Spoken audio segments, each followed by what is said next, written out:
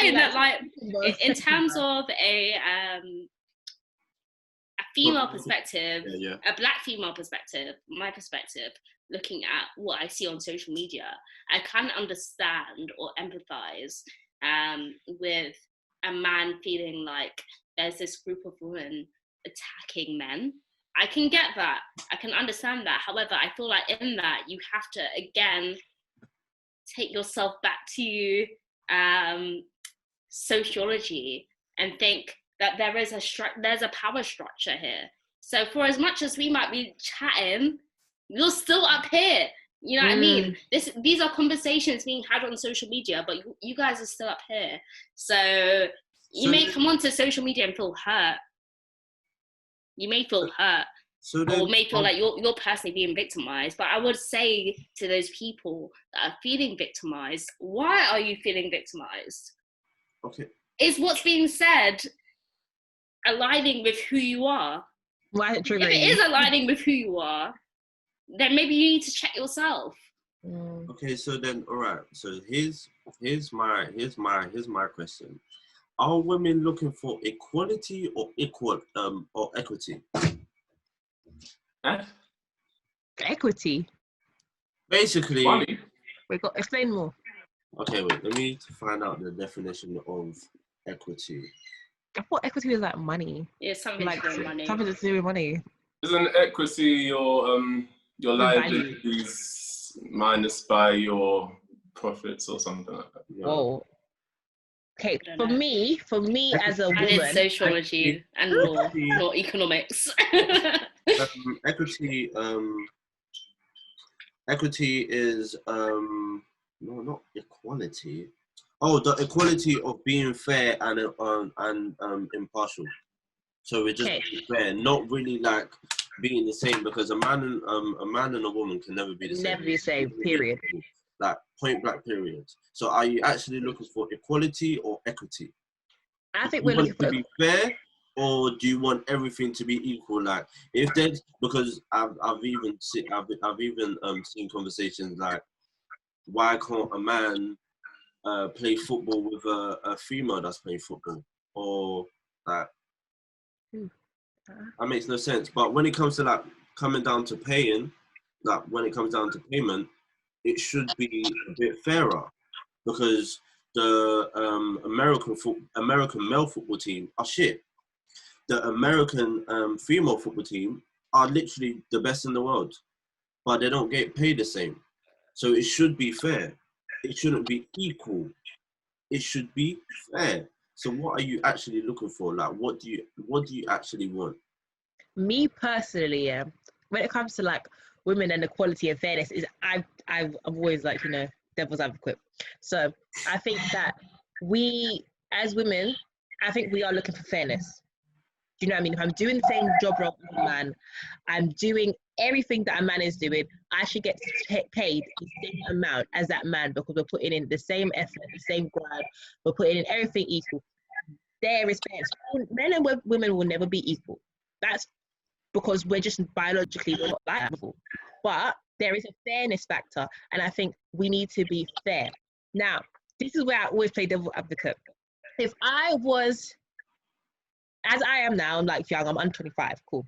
So if I was hiring and I'm the CEO of a company and I need like a deputy CEO, I don't know what they're called, would I hire another woman that is quite young? No, that's always going to be my answer. My answer straight up is no. That hasn't had kids. No, it's because as a business, I'm going to have to, when she decides to have kids, I'm going to have to pay her for maternity leave, and I'm going to have to fill her role. So she's an expense to me, essentially. She's an expense. As horrible as that sounds, the woman in a high position is an expense. Mm-hmm. So if she is 43, she's had her kids, and I've seen that she's doing, I could put her in that role. I ain't got no problem with that. But if she's young, or she's a mum, or she's a young mum, I'm not going to hire her for the simple fact that she is a woman and she is a young mum. Because if her child gets sick, she got to go home. If her child's not able to go to school, she needs to somehow work from home. Do you know what I mean? The responsibilities of a woman in society, in her household, in her realm, is more than a man.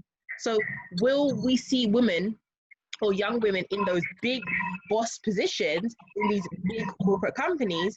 Probably not, because women are a liability, as bad as that sounds.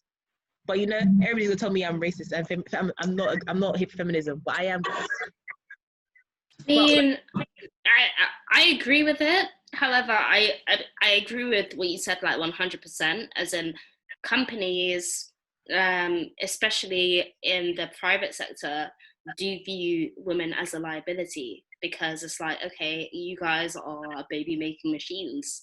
And even if you're not making babies, there may be some days of the month where you feel like you can't come into work. You feel like you have to work from home or whatever because of what's going on in you. However, I do see a brighter future because of this corona, which is part of the reason why I say, for as much as corona has been a curse, it's also been a blessing, because we've been able to kind of understand. Look at you out in the Caribbean. Do you know what I mean? Look at you. But yeah, for as much as, like, you know, we are like in a position where we do have the education to be in these positions. We do have the experience most of the time to be in these senior level positions, but I just feel like we what are the words? I feel like because of this corona period, we have been able to see a new way of working, which was seen as a luxury before. A lot of job opportunities would brand themselves like, oh yeah, work from home sometimes, as one of the perks. Whereas now that this is, like, in this period has become a mandatory, and companies have been able to see that their companies can still succeed and thrive even within this corona period, even within remote working. I feel like remote working will become more of the norm. And I feel like that will be more beneficial to women, especially because we are naturally the caregivers or the nurturers and whatever. Like, you know, that's the label that's been put on us. Maybe that is in somewhat in terms of nature true, that we are more nurturers and caregivers. So I feel like this whole remote working period has given us more time to kind of prove that we can do both. So men, if you had, you know, you guys were boss of your CEO companies and you have an outstanding woman here, she's 35, got all the qualifications to be in one of your senior positions, versus a man who's 35, senior positions, who are you going for? They're both black. They're both black, so they're both completely equal. Who are you choosing, the man or the woman? Yo, people, welcome back to another episode. This is The Grand Conversation, and I am here with Iona, Ibrahim, and Cilla. And yeah, we're just here to talk about more stuff. And yeah. Yes, to converse about those real issues. But, right, so back to my question. Yeah. Men, you've got two people coming in front of you. They're both black, both equal education. They both got first in their degrees. Black man, 35. He's single. He's still not married. A woman, 35, single, still not married. Who are you gonna hire? I know who I'd hire. It would be the man. But, you know. Hello. Okay, she's 35. She's not married. And this is for one of your top positions in your company. Board level. Based on my own experience, I tend to work more with women than men. So, because right now my co-exec is a female, is a woman. So yeah, It's your company, you know. This is big bucks. Yeah, I would go. You're choosing a woman. Yeah, I would go with a woman. Ib? My answer is a bit safe. I don't know. Sorry, Ibrahim. Before you start, John, you said you'd go for the man. So for the woman, why? Because when it comes to like business and actually making like moves like that, women have an eye that men don't have. Like, it just based on my experience, women that have that, they're real good motivators. They will push you, and especially because yes, this comes down to an ego thing as well.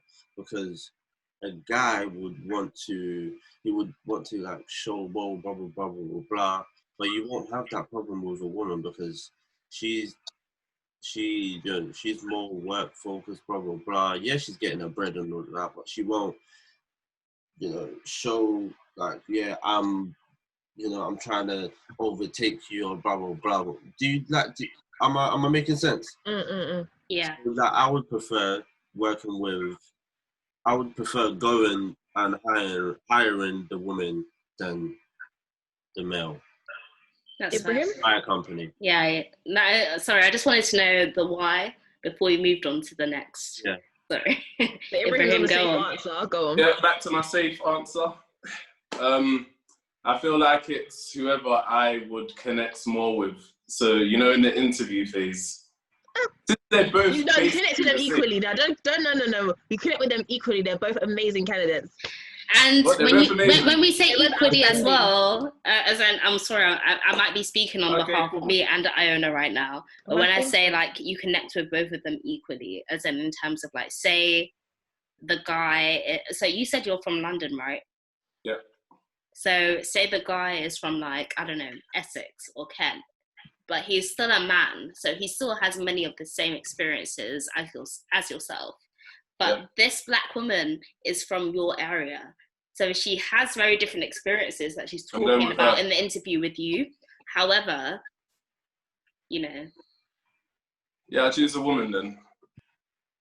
I feel like I'll choose a woman because I would rather empower a Black woman, because I feel like even though Black men, we really do find it hard to kind of get opportunities and progress, I feel like it's a lot more harder for Black women. So I'd rather give that opportunity to the female. You see the man that I bring to my show? You see the guys that I bring to my show? Listen, I'm a rare breed. I'm a special kind, sorry to say. See the guys that I bring to my show? Bam. We don't do none of them stereotype things, man. We don't do that.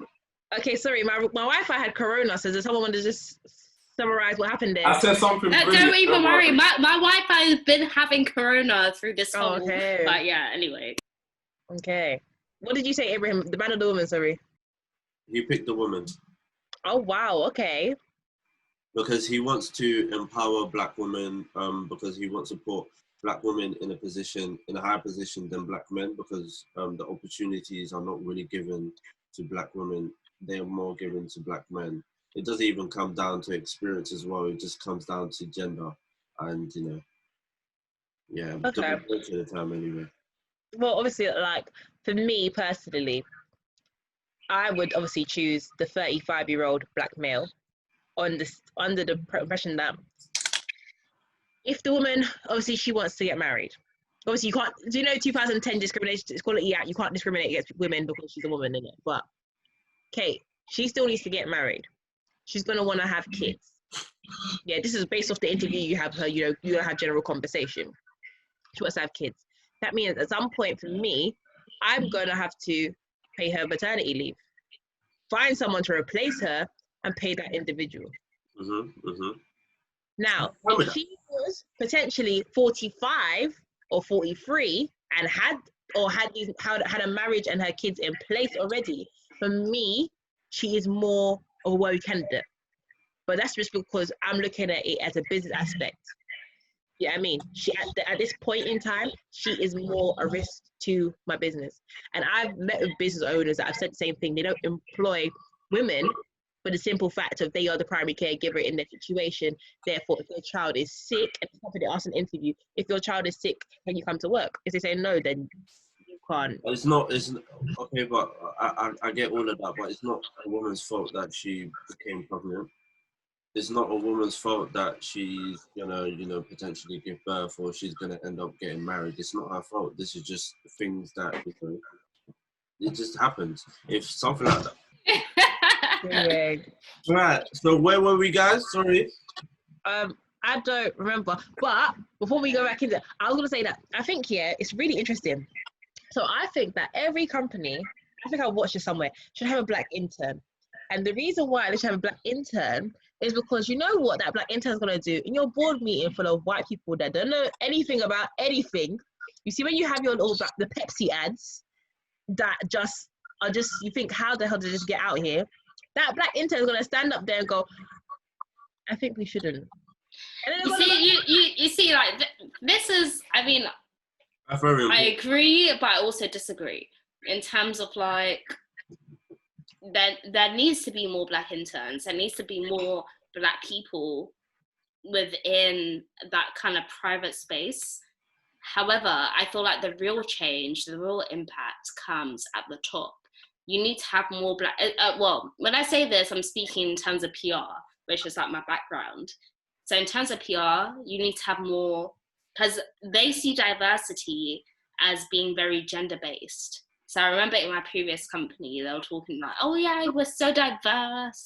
Yeah, well, like, you know, we have so many women on the board, but that's the only kind of diversity that you're kind of recognizing. And then in June, you'll change your logo to being the rainbow colors. But I don't really see that same effort come October in terms of like Black History Month. Okay. And I feel like it's too much responsibility to put on to a black intern to kind of have the confidence to step up in a usually majoritively white environment, to step up and be like, you know what, you can't put this out. This is racist, you can't do this, it's going to have backlash. Yes. I feel like that's a lot of pressure to put on like a 20 to 25-year-old fresh out of uni when they're in that kind of environment. And they're just thinking, I have bills to pay, I have a mortgage to work towards. I have a mortgage right now, but I'm trying to get my deposit together. I'm trying to assimilate with like these people, my colleagues. I feel like there needs to be people at the top to be able to say that, who have been in the industry, who knows what it's like, and who has the confidence to be able to come out and say, yeah, you can't put this out, and they don't feel any type of way about how their colleagues are going to view them come Monday. You said everything what you said is valid, but then again, if the top, because no one's oblivious to this, everybody knows what's going on in the world. You can't say that I didn't know, because there's been a lot of I do not know, I didn't know, or I wasn't aware. First and foremost, your PR is your PR group are the person that are gonna say, yeah, this is fine. The people that do marketing and advertisement say, yeah, this is fine, this is a go, this is a green light. Knowing the backlash that it's gonna get. So at the end of the day, if I just think that they don't care. They don't care, and we shouldn't put our effort and our energy towards these type of things, because it's very, very tiresome. I don't know how many times, time and time again, we can't be saying the same thing, but then the top is not willing to change. So let's just put our focus and energy on something that actually appreciates us, a brand that actually cares about our money first and foremost, because it's got to do with emotion as well. Like, I like a product because they're doing this, but unfortunately, product is very different. Or I like a Zara because they do this, because Zara is very different. Or I like Rebecca Tembo. Let me put out black businesses. Or I like her by Dulce. Or I like her. Let me throw out a couple of agencies out there, like a graphic designer called Mabintu, very exquisite designer. or Orale. That there's many people that need that energy in order to reach to the top. So once they make that decision, we know that it's for a good use. We know that in the back of our mind that there's no their PR knew that this was gonna that we knew, but it's like we still go forward with it. That's why AO buy black, everything black. And you see, what you just said right now is exactly my issue with Black Pound Day. Why is that a day? Hold on a second. But this also goes to why is there a Black History Month? We make history literally every single month. Why is there a History Month? Why? That only focuses on Black History Month when like slavery. Black History Month when we have built the country that we live in right now. Like people love to forget the fact that back in the 1950s, Caribbeans were invited. They were called upon to come to this country to build up after this. You lot out. You know what I mean? Like, and also, we need to stop calling ourselves POC, people of color, bullshit. Now they're grouping us into BAME. No, we're not doing that. We need to stop calling ourselves the minority as well, because once you have that minority mind state, you will forever be in the minority mind state. So true. And in reality, we're not and the diversity. minority. I hate when that you look at the globe, only 20% of the globe is what we would consider to be white. And again, let me bring it back to the whole conversation about race is sociology, not psychology, in terms of like what even is white, because a Greek or Turkish person looks very different from a Mancunian. They look very, even if you look at me and my sister has more kinky hair than I do. Her hair's a lot thicker. It has a lot more knots in it. But she's a very lighter skin complexion than me. So does that mean that we are of two different races? Who is defining what it means to be Black and to be white? Who is defining these racial divides? Yeah, of course. In Jamaica, we say out of many, one people. Just putting out there. So what I would say is, when it comes to like out of many one people, yeah, many one people, we've been saying that. What does that mean? Out of many, because so obviously with Jamaica, there are lots of different people that came during slavery. So it's not just obviously Black people. There's white people, Asian people, and it's basically just means to unify. So out of many different places, many different people, we're one people. We're all Jamaicans. Oh, okay, yeah, I like that. There's a shared history, a shared culture. Yeah. So when it comes to like these Black, the PR firms, yeah, I agree with you what you're saying. Let's move on and let's just support Black businesses. But I think there's two reasons why we kind of like fail at it. Now, when it comes to one, so I see that for some Black people, for them to feel like they've made it, for them to feel like they are worthy, for them to feel like they've got to a new position, they accredit all of that to wealth. And for some people, wealth is buying designer items. So you might know that Louis Vuitton hates people, but you're still gonna go buy the Louis Vuitton bag because it is your accreditation to wealth. It shows you, it's telling you that you are in a new place than where you've come from. You've moved on, you've gained. So that's one reason why we might not be able to push forward in the way that we want.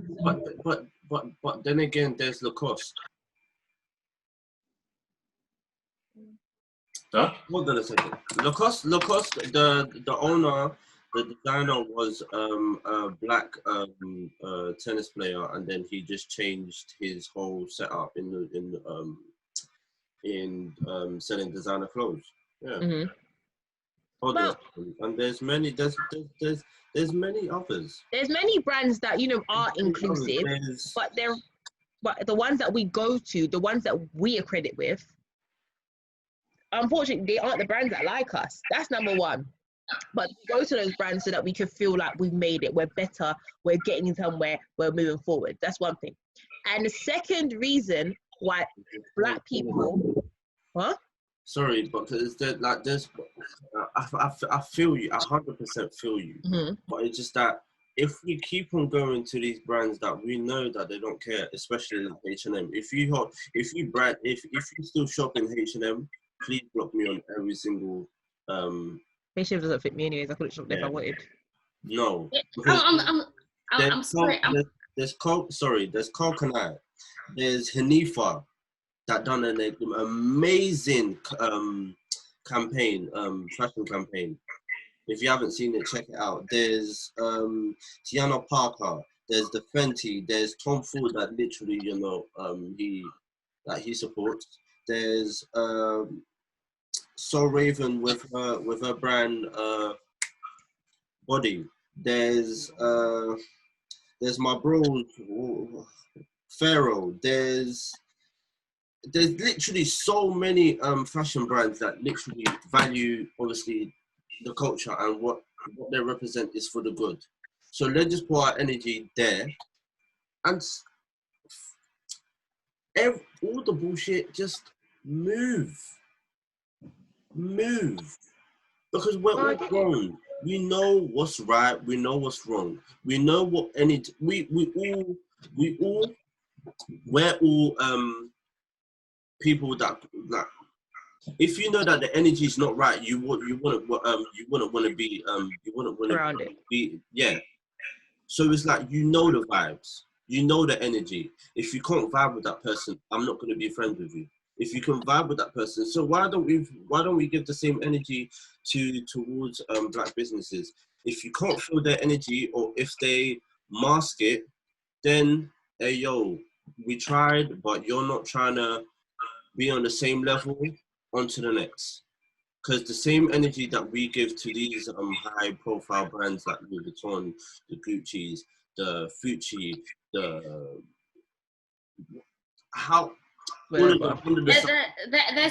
there's two things I would say to what you've just said. There are two things I would say. 2 points. First of all, I feel like, again, this isn't necessarily our fault. This is the fault of white supremacy. I feel like Black people don't view the goods or the services of other Black people in the same light that they would view the services of white people. So like, people have said in like numerous interviews I've watched on like the Breakfast Club on YouTube, like, oh, you know, if you have a Jewish accountant, then you've made it. You know what I mean? I don't believe that. Whereas like, I don't feel like we as Black people in ourselves view those sorts of services in equal light. And that is due to that kind of socialization, that's due to that kind of passed on. In fact, I'm sorry, let me just read something, because let me just read something on camera while we're here. Because I have a question. I have a question for that. So this was by a colonization person called Lord McClary. I'm just going to leave it at that. But he said, I have travelled across the length and the breadth of Africa, and I have not seen one person who was a beggar, who was a thief, such wealth I have seen in this country, such high morals, people of such calibre that I do not think we would ever conquer. Lest we break the very backbone of this nation, which is her spiritual and cultural heritage. And therefore, man proposes that we replaced her old and ancestral and educational system, her culture. For if the Africans think that all that is foreign and English is good, and their greater culture and they lose their self-esteem, their native culture, and they become more reliant on the culture that they have been learnt. In that way, we can be truly dominant. And that was written in like 1835, and I feel like that speaks so directly to what you had just said, because this was like somebody coming to like just kind of examine the land and then give recommendations back to the government of that time. So it was very much known that like if you break the culture, if you break the family structure, and you make that person feel like I don't really have a strong culture, or that culture doesn't match up to the European culture, therefore it doesn't really mean as much whether you are within Africa still or whether you are abroad. I feel like this was a concept that was employed more abroad, because like in Trevor Noah's book, I forgot the name of it, but in Trevor Noah's like biography, he talks about how South Africans went to the Caribbean, went to Africa, went to Australia to kind of learn, collect research on how to manage their slaves better. And it's, in terms of Black people, it was like the breaking of their culture. It's the breaking of their sense of being, in order to dominate them. So if you break that family structure, if you break that cultural, if you break that very sense of who they are, then you have domination. I feel like that's why Black people aren't as high as we should be right now, because we're all kind of still mentally entrapped in that kind of thinking. They've enslaved us mentally rather than physically, which is why it's very hard for us to progress. Which is why I say, well, which is why I've always said in my blog posts, in my tweets, Malcolm X was more for us than Martin Luther King. He just was. As in, like, Always. Martin Luther King, I'm sorry. I said what I say. I said what I said. Martin Luther King was more here for equality, but we have to understand the system that we are trying to gain equality in. We are not trying to gain equality in a communist system. That would make sense. Therefore, if we're in a communist system, I'm sorry, let me just finish this point. If we're in a communist system, it would make sense to try and fight for equality, for social equality. But Malcolm X knew that in a capitalist system, which the Western world runs on, every first world country, pretty much every first world country is capitalist. And in capitalism, it's the economics that wins. So Malcolm X is fighting for economic equality. Martin Luther King was fighting for social equality. He was fighting to be on the same bus as some white people. Malcolm X was fighting to own it's ownership. Own the bus. It's ownership. He wanted to own his own buses. Because in a capitalist system, that's the way. Money is what wins. Money is the reason why LGBTQ is more recognized in corporate settings than Black History Month. Because LGBTQ has money behind it.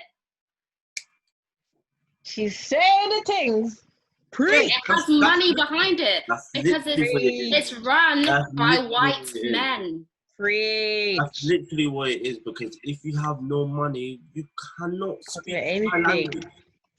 If you're not putting no bread, you cannot speak my language. You can't. I'm not going nowhere. because I don't understand you. What are you saying right now? What are you actually saying right now? That's why it really annoys me when I put up tweets like, I would like to see Black professionals contributing a certain percentage of their salaries to Black businesses, and I hear people coming back like, oh no, but like I feel like we always go to like GoFundMe's and blah blah blah. It's not about GoFundMe, okay? It's not about that. It's about the fact that there are Asian and Jewish communities which continuously invest in themselves because they know that they are in a society which is not for them. And we need to view ourselves in the same light. We need to view ourselves as a community. Whereas too often of the time, we see ourselves as like we are, you know, we'll accept these lot. We're here for everybody. We're here for everybody but ourselves. Oh, preach. Which is why when we say BLM, Black Lives Matter, which is why you have all lives matter popping up. But it's like, no, we as a community, in terms of the capitalist structure that we live in terms of that capitalist structure, we are at the bottom. How we get to the top is through community. That's why North London has a strong Jewish community. That's why Bradford has a strong Asian community. There is power in community. That's it. That is it. What? There is so much power in community, and until we realize that, and until we start investing in our own, the same way that we'll run and line up in front of Nike store, until we truly gain that, until we truly realize, you know what, what they're offering me, it's not enough. Is the same, if not more, than what the Black community is offering me in terms of my goods. Because I know that the money I spend in there, it's not just like the product I gain. It's the money that they have to use. Until we truly gain that kind of recognition, that kind of true acknowledgement that that the money that we're investing means something, we aren't going to get it. We're not going to be a community. And I'm not even saying it's our fault because we've been conditioned this way. However, I'm saying that there's enough resources out there right now for us to realize. Hey, what you said touched me. I'm even hot right now. You're on fire. Jeez. So what? Okay. Since we all know the problem, we know that white supremacy is the problem. We know that the racism is a problem. We know that colorism is a problem. If we know the problem, why don't we just address the problem, fight it, conquer it, and move on to the next? Well, we need to heal as a community, as a people. I know, but in order to heal, you need to face your own demons, not as a collective. First of all, individuals. As an individual, you need to look back at yourself and say, where am I going wrong? Not where she's going wrong or he's going wrong. Where am I going wrong? In order to uplift my own community, I need to make sure that I'm correct. It's the discipline. Yes. It's the discipline, and I feel like it's also a product of our time. I feel like in our time, our generation, we, as I said before, we're so quick to cancel people. We're so quick to just like be like, you know what, I'm sorry, man might be saying this right now, God might be saying this right now, however, they said this in the past, and then automatically they're cancelled, which is why I say I don't know whether or not you have the maturity and the discipline to get behind one person. I don't know whether we have that. And Black Twitter is ready to rip you to shreds at any particular point in time. Hello. I think we don't allow people to make mistakes, and that is fundamental. And you know what it is? It comes down to even childhood now. It's like you're not allowed to make a mistake. You're not allowed to change. You're not allowed to evolve. You're not allowed to have your opinions change. Because you know what? I might say something, and you know what? Someone comes back to me and they educate me on what I've said. And once I educate, you know what? I've changed my opinion. But no, you can't say that, because if you say that, you're going to get dragged for it. That's like get dragged for saying something wrong, gonna get dragged for saying something right because you can't change your opinion. You change your opinion. You've grown as a person, but look at you as 14. You've grown as a person. Look at what you said when you were 15. Do you know what I mean? I think we don't allow people to make mistakes, and that is a problem. Like, if someone has genuinely recognized what they've done is wrong, or what they said was wrong or offensive, and they've moved on, and they've shown you that they've educated themselves, which is something that we all do, then why do we need to cancel them? And who are you? You know what? I'm sorry, what you just said, Iona. Oh no, you go on, Jonathan. It's like Drawn V. Jeez. Jonathan. Hey.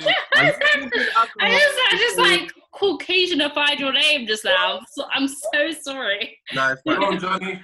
It's cool. It's Ibrahim. Okay, see, with cancel culture, I'm gonna go all the way left here. You see the situation with R. Kelly, yeah? Wait. Oh, Ibrahim came Wait. in. Ibrahim can speak. You say what you need to say, Ibrahim. No, I'm joking. Go ahead. Yeah. Ibrahim came. You see the situation with R. Kelly, people still listen to his music until today.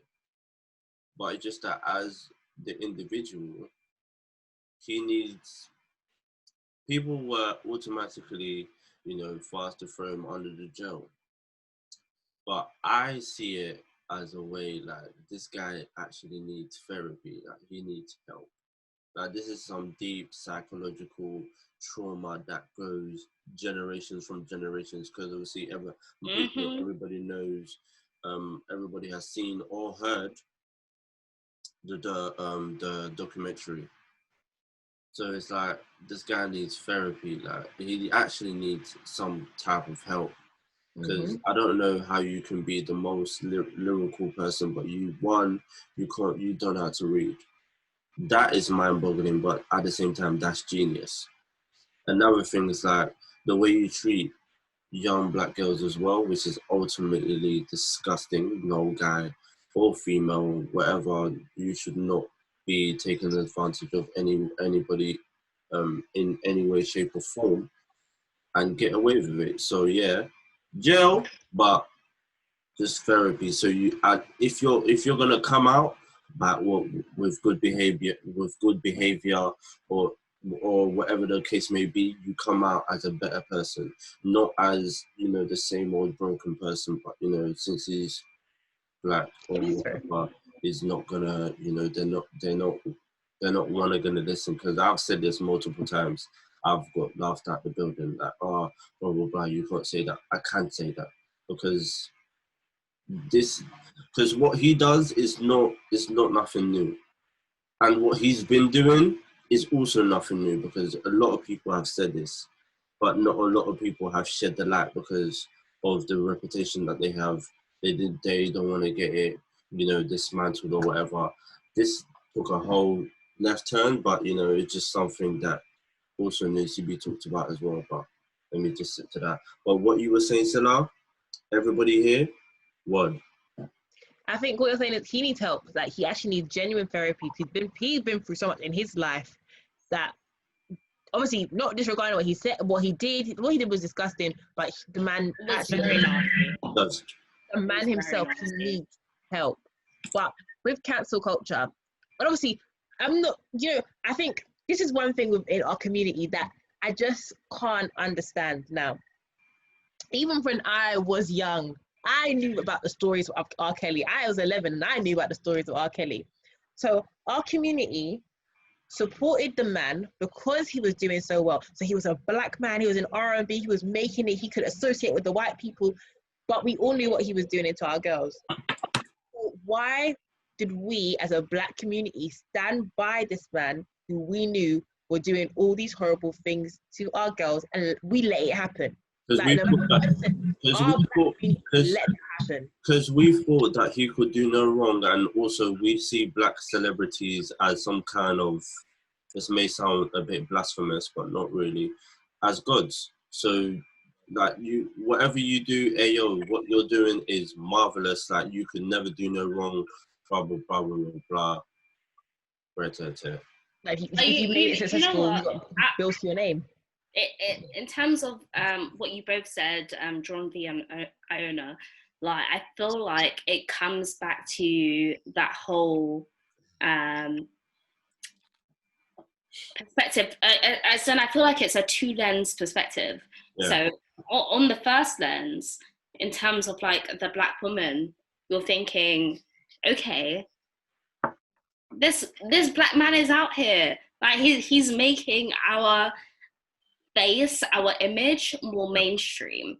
So back in terms of like the 80s and 90s, when man was popping, it was like, okay, you know, you are making a body that looks like mine more socially acceptable. Which is why I can understand why there were so many people that were backing him all throughout that time.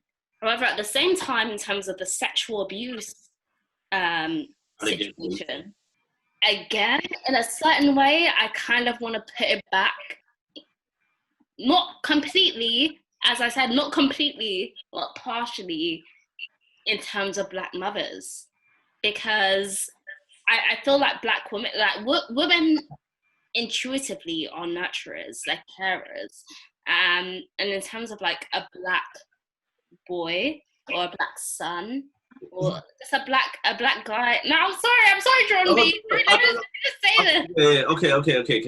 Carry on making your point, but I'll Yeah, true. it's just that because obviously you kept on saying black mothers as well, but also children that were raised by Black fathers as well. They know their rights from wrongs too. They as a Black man, for example, a female that was raised with in a Black man household, you wasn't raised with your mother because obviously the mum didn't care, blah blah blah. The man knows exactly what he's doing, whether he's because obviously a man will naturally care for his daughter more than a male, because obviously the male can fend for himself, blah blah blah. I'm just gonna teach you the ways, blah blah blah. But a female, a woman, a girl, a baby girl, she's more. You have to be more delicate. You have to be more caring. You have to be more, compassionate. You have to be more smooth with it, like, because obviously this is a princess that's gonna be shown to the world in order for a king to come by. But there's gonna be many dickheads that are gonna take advantage. I agree. I agree with what you're saying to a certain extent, which is why I say I'm not just like, when I say like, when I put forward this paternal or parental yeah, I understand. I'm not just specifically talking about Black women, because Black men have a role to play in this as well. 100%. But what I'm saying is that in terms of the R. Kelly situation, I feel like a lot of Black women also, I mean, I'm not even just saying it's like a one factor thing. I feel like there's colorism involved in this. I feel like there's class involved in this. I feel like there's a whole load of social factors involved in this. But I feel like as an older Black woman who grew up on R. Kelly and who loved him and like all this and that, when they're like now watching this documentary, they're going to be like, I couldn't believe it. oh, you know, like, I feel like they're going to basically victim blame. Because from their perspective, from their mind, it's like, I've grown up on this guy. He's a part of their childhood. Expressed the Black image so much, which he had done. In terms of the entertainment, but that's a whole other conversation in terms of like Black progression and that being very specific to entertainment.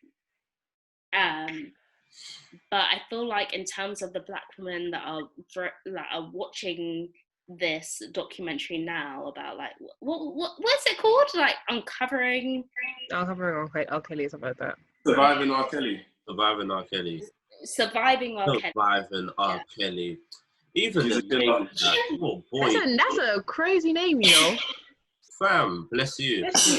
Bless Okay, this is life. COVID now. Come on. It's not Corona, guys. It's just Coronavirus. No, but yeah, as in like in terms of like the whole, you know, surviving R. Kelly. These people Yo. are lads. the whole survival aspect.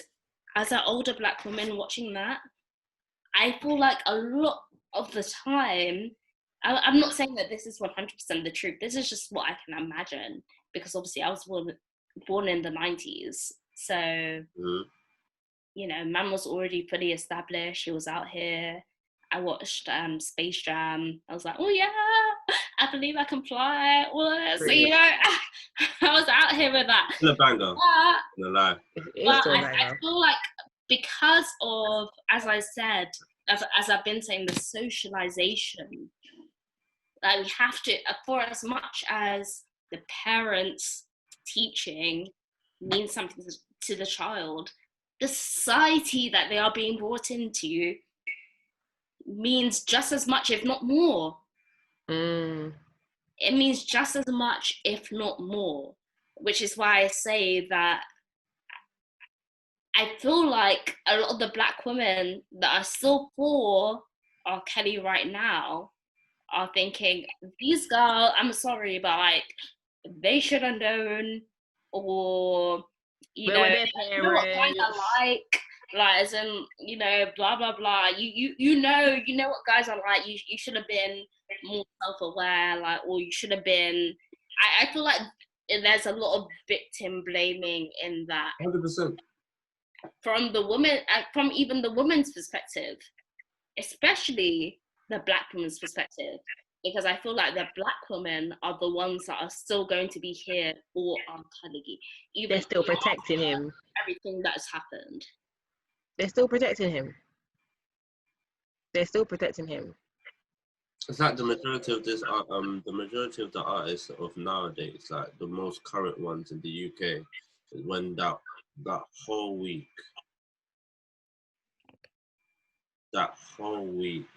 of many Allegations.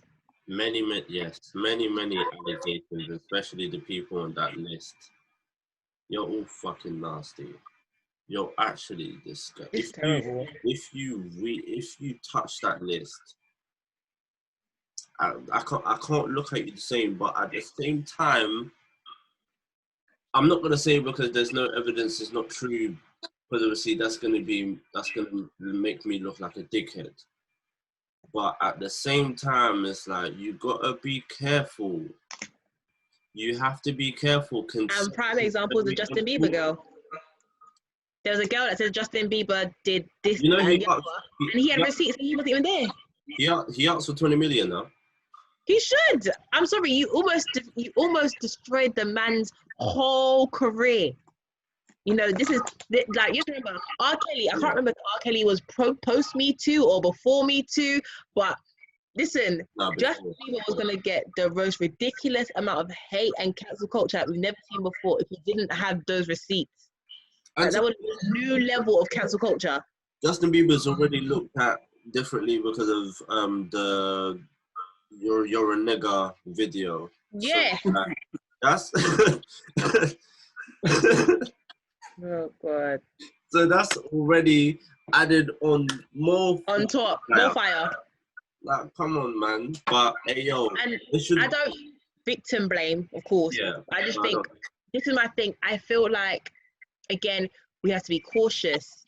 And I'm not saying that don't come forward with your experience, because that's your experience and no one is there to deliver of it. Yeah. But there are people that jump on bandwagons, and we've seen it several times. You know what I mean? This was and we saw even Bill Cosby did his dirt, but we also saw a lot of people in that Bill Cosby scenario that had said that this incident happened and it didn't happen, or it didn't played out as it was supposed to, but they were just trying to get a quick check. So, I always appreciate these women for coming forwards, but we have to sometimes just be a little bit cautious. With the Bill Cosby situation also is that he was also trying to not only because he was trying to buy like TV stations and radio stations. It's just that also his land was on top of oil, and that's already like, and he wasn't trying to sell the land. They will keep on buying, like they wanted to buy the land. He kept on saying no. So yeah, we own you, bro. We own you, NIGGER. We own you, like you knew what. Yeah. I'm still yet to see this list that's circulating on Twitter. I'm gonna send you the list. I'll send you. No, I think I'm cool. You know, I don't need to see it. I'm just saying I haven't seen it. It hasn't popped up. Yeah, fam, the list is mad. The list is kind of mad. I'm not gonna lie. The list is kind of mad. So what is it? Someone's name and say what they've done? Is it someone's name and then it says what they've done? No, it's just the name of the. But see now, there's a whole different Twitter for that. There's a whole different Twitter account for that. If you want to see that, there's a whole different Twitter account. It's got people's faces, it's got their act, and it's got the victim story. Good, like, it's good that you're not on social media like that, man. That's a very dangerous thing. I think it's crazy. And I think the problem with things like the list, it's triggering for a lot of other victims. So if you wasn't a victim of that particular incident, but you were a victim of sexual assault in a different manner, it's very triggering for you as well. Because imagine you're just randomly going on your TL to look for something random, see what it's like, and this is all you see. So you have your own PTSD that's going on. Yeah. It's a very scary space to be in. I'm not even gonna lie. I feel like be careful in who you sex, you know. Be careful, because it can still be consensual, but if you do something, then they like afterwards, hey, you're done for. You're actually done for. Come for me, don't come for me, but I know I'm right. That's why you gotta just put the line in the sand right there. Like, hey yo, we did this. It was consensual. I had a great time. Wait, what line is this? Sorry. He's just trying to say you need to make it clear what it is. Yeah, like, this is that relationship. We're just doing the deed, and that's it. Period. I feel like everyone's just trying to be anything else after this because contracts. That's what celebrities do. I'll get my boy to do that. If do this, because that's it. Because some females, I do believe that there have been some cases where it was a mutual agreement. However, because it didn't span out how you wanted it to span out, or you guys didn't vibe how you thought you were going to vibe, the situation arise and I now didn't feel comfortable. And that happens in some situations. And it's been proven to happen in some situations. But what do you guys think about cancelling people that have apologized to their victims prior to being put on the list? Because we've seen those situations as well. They said, the victims come to them and said, I don't agree with what you did. He said, I'll say, sorry, I didn't know, like, you felt like that. I do apologize for making you feel uncomfortable. But you're still on the list. So what do you think about those people? It depends on how your apology is written. You don't have a PR. You don't have someone that can literally type, like, hey, yo, this is a straight A. People, to be honest, just do a video. Let me see your emotion. Let me see your event. Don't do a video. End up like Talisa. You get Don't do a video. Because you'll be like, I would prefer that. No, because what Talisa done to me should be, that was very, very... That video was trash. It was trash. But in this case, do a video. Like, let me know that you're actually serious about this. Because you could just put out a paragraph. I'm sorry. I feel like everyone should just have private conversations. Like, not everything needs to be on the TL. Not everything needs to be out. 100%. The TL isn't the place to discuss this. Like, the TL is, it's like, obviously let our women know that you've been through this experience. But what do you want to gain from this? Do you want to drag the person? Do you want to inform them? Do you want to let them know what they've done to you as an individual person? Do you want to prevent other women from being in that situation? Do you want to educate that person on their behavior? Like, what you want from this phase, whether you go on a TL or not. Like, I feel like if you've spoken to them privately and you see that you're not getting anywhere, then yeah, you can kind of name shame them. But if you talk to them and you kind of get some type of what's the word? Consolidation, Yeah. where you feel like that person understands what they've done and you forgive them for it, then you can Then why put them on the TL and drag them? Yeah. Maybe it's because that person wasn't trying to hear as well. Majority of the case, and why. Yeah, if that's the case, then I mean, I was so sorry, but what John B said was like it was on point. I said I don't feel like our generation, and I don't feel like it's a black thing, a white thing, an Asian thing. I feel like it's our generation. I don't feel like we are prepared to actually sit and, first of all, voice our own opinions, and then hear the opinions that are coming back. That's why this generation. Trying to find a middle ground. We're very defensive. We're very defensive. That's why this generation, they're so scared to where like we don't have no sense of freedom of speech. Fuck that. I'm gonna say whatever the hell I want to say. This is my thing, yeah. And I think that's the thing. People are so scared, to step on eggshells. That's why people say I'm rude sometimes, or it's because I'm gonna say like how I think it, and I want you to correct me. And I want you to, if you think like I'm saying something wrong, let me know. Like I want to say what I want to say because this is how it's going through my head. I'm gonna say it, and that's why I get in trouble for a lot in life. You know what? Iona, I'm sorry. I'm so sorry.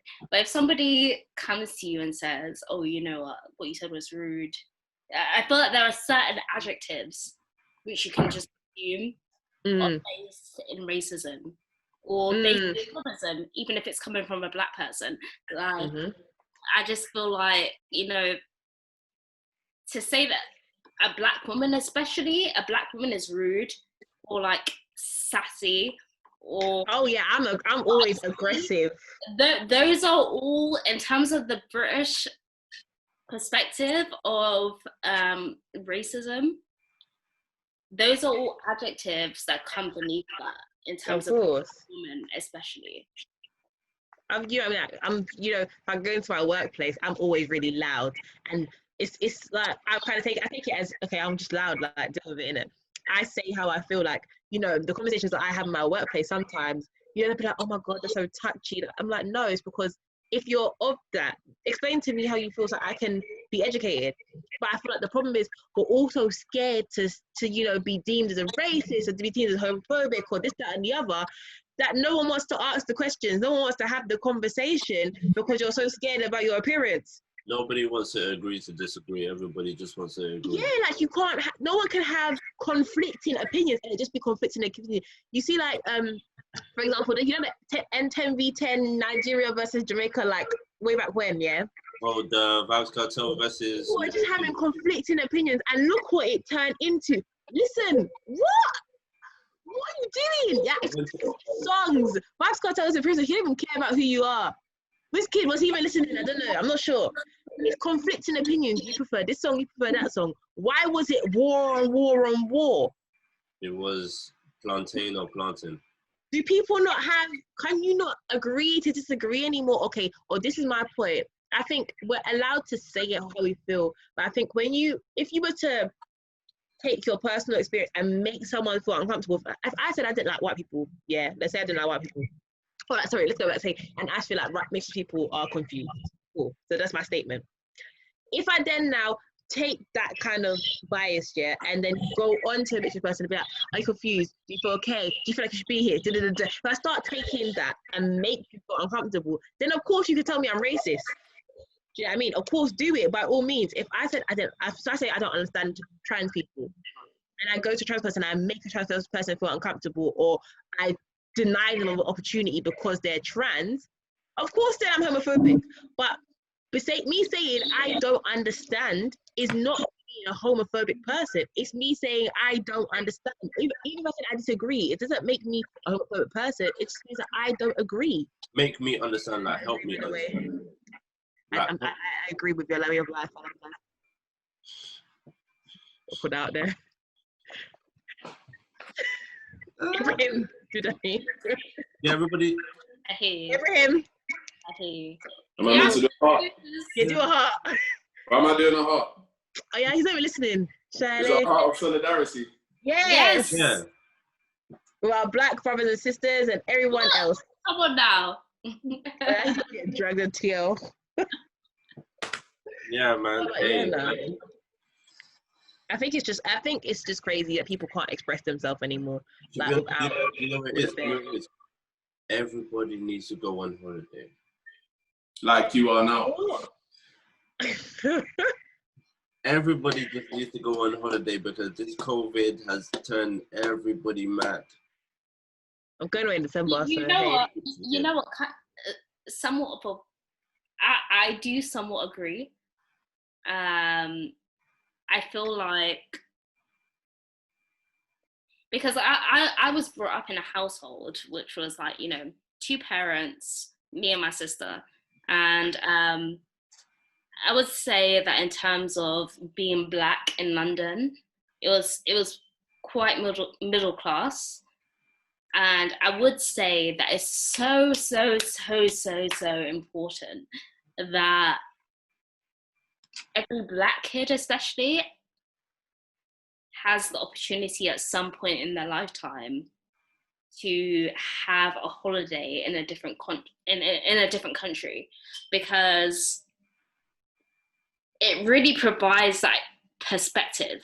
I'm not necessarily saying, oh, you know, they're gonna come into different kind of racial, social situations at every single day of their holiday. But it's even just in terms of, you know, kind of recognizing the different kind of heat that's in that country. Like in the UK, when there's heat, it's like usually very humid, it's like very hot and like congested. And it's even in terms of recognizing the difference in terms of the heat, from in terms of the way that people are, in terms of how they treat you. It's so important to have a different perspective from what you have always known. It's so imperative, especially as a black person, being born and brought up in a majoritively white environment.